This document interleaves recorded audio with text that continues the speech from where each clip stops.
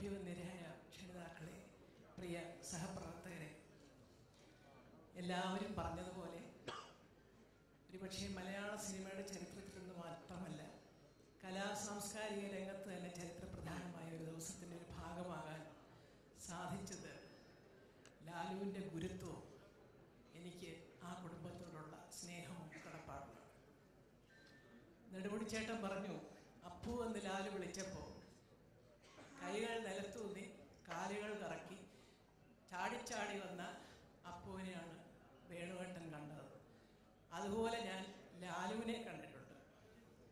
എൻ്റെ അച്ഛനെന്ന് പറഞ്ഞു, മോളെ വിശ്വനാഥൻ നല്ലൊരു മനുഷ്യനാണ്, എന്നെ ഒരു ജ്യേഷ്ഠ സഹോദരനെ പോലെ സ്നേഹിക്കുന്നുണ്ട്, വൈകുന്നേരം വരുമ്പോൾ ഒടുവും ചതവും ഒന്നുമില്ലാതെ ലാലുവിനെ തിരിച്ചു കൊടുത്തേക്കണം.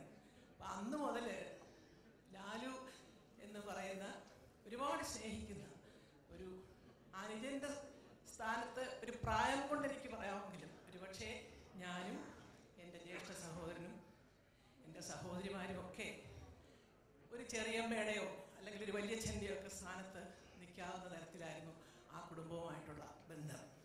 അത് സുലിക്കും മോനും ഒക്കെ ലാലു പറഞ്ഞുള്ള അറിവ് കാണും.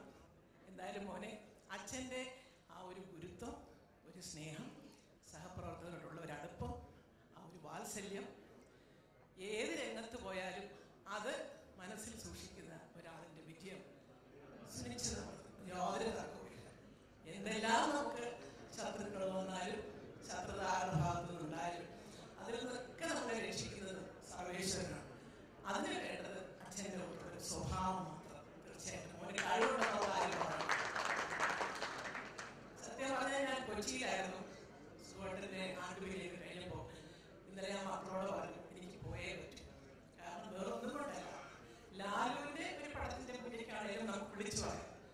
പക്ഷേ ഇന്ന് ലാലുവിൻ്റെ മകൻ്റെ പടത്തിൻ്റെ മുന്നിലാണ്. അപ്പോൾ എനിക്ക് അത് പങ്കെടുക്കണം എന്ന് വലിയ ആഗ്രഹം ഉണ്ടായിരുന്നു.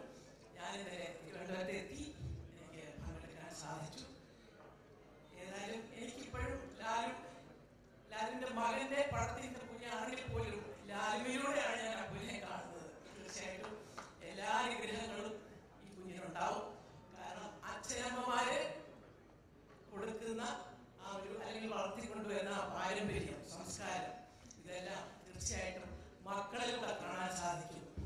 ഇവിടെ പലരും പറഞ്ഞതുപോലെ മോഹൻലാലിന്റെ മകനാണ് അപ്പു എന്ന് പറയുന്നത് പോലെ തന്നെ ഒരു പക്ഷേ 2, 3, 4 വർഷങ്ങൾക്കുള്ളിൽ അപ്പുവിന്റെ അച്ഛൻ ലാലിപ്പോ എവിടെയുണ്ട്, മദ്രാസിലാണോ തിരുവനന്തപുരത്താണോ കൊച്ചിയിലാണോ എന്ന് ചോദിക്കുന്ന അവസ്ഥയിലേക്ക് മോന് വരുമെന്നുള്ള കാര്യത്തിൽ നമുക്ക് ആർക്കും ഒരു സംശയമില്ല. കാരണം ആ കഴിവ് എന്തായാലും മോന് കാണുമല്ലോ, നമുക്കറിയാമല്ലോ, പറയാതെ തന്നെ. സർവേശ്വരൻ അനുഗ്രഹിക്കട്ടെ, ഒരുപാട് ഉയരങ്ങൾ ഈ മേഖലയിൽ എത്താൻ സാധിക്കട്ടെ. ഒപ്പം ഈ പറഞ്ഞതുപോലെ 2, 3, 4 ഒക്കെ പറഞ്ഞു. ഞാനും ഒടിയനെ പറ്റി ഒരുപാട് കേട്ടു. ഞാനും ഇന്നാണ് സംവിധായകരെ കാണുന്നത്. എൻ്റെ മക്കള് ഒരുപാട് പറഞ്ഞു അദ്ദേഹത്തെ കുറിച്ച്.